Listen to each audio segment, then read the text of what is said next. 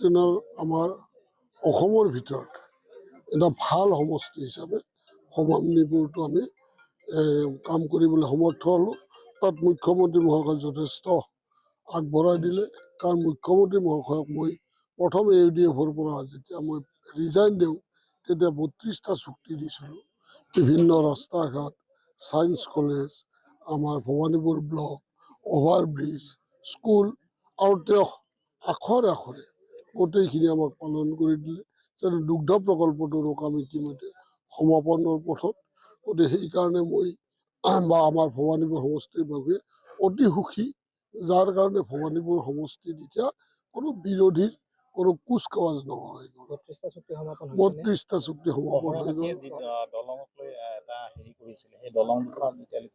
কহৰাৰ দলংটো actually কি হ'ল, যেতিয়া আমাৰ সমষ্টি ৰিচেবল হৈ গ'ল তেতিয়া সেইটো মোৰ হেৰিত নাই, সেইটো বজালীৰ MLA কৰিব লাগে। গতিকে তাত মুখ্যমন্ত্ৰীক মই ক'লোঁ, মুখ্যমন্ত্ৰী ক'লে আপুনি কিয় ইয়াত মাত মাতিছে, নিজৰ সমষ্টিৰ বিষয়ে নিজে মাত মাতক।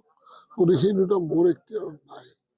কিন্তু মোৰ সমষ্টিৰ কথা মই ক'ম, এতিয়া মানসৰ কথা মই ক'ব পাৰোঁ। কিয় 1 বছৰ আগতে মুখ্যমন্ত্ৰী মহাশয় ক'লে যে মানস সমষ্টিত আপুনি চোৱা চিতা কৰক, তাতে MLA নাই। সেইকাৰণে তাতে বিভিন্ন পৰ্যায়ত উন্নয়নত মই আগবাঢ়ি গৈছোঁ।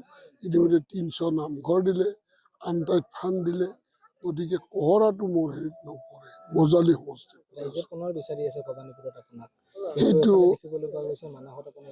হয়, সেইটো আচলতে আমাৰ দলে নিৰ্ধাৰণ কৰিব যে মুখ্যমন্ত্ৰী কোৱাৰ মতে, আমাৰ দিলীপ শইকীয়া মহাশয় ৰাজ্যিক সভাপতি কোৱা মতে যে কাম কৰা মানুহ, জিতিব পৰা মানুহক পুনৰ ইলেকশ্যন খেলিবলৈ দিব। সেইমতে মোক ক'ৰবাৰ এটাত দিব, ভবানীপুৰ হ'ব পাৰে, মানসো হ'ব পাৰে, আৰু য'ত দেই তাতে খেলি জিতাৰ কাৰণে প্ৰস্তুত আছোঁ।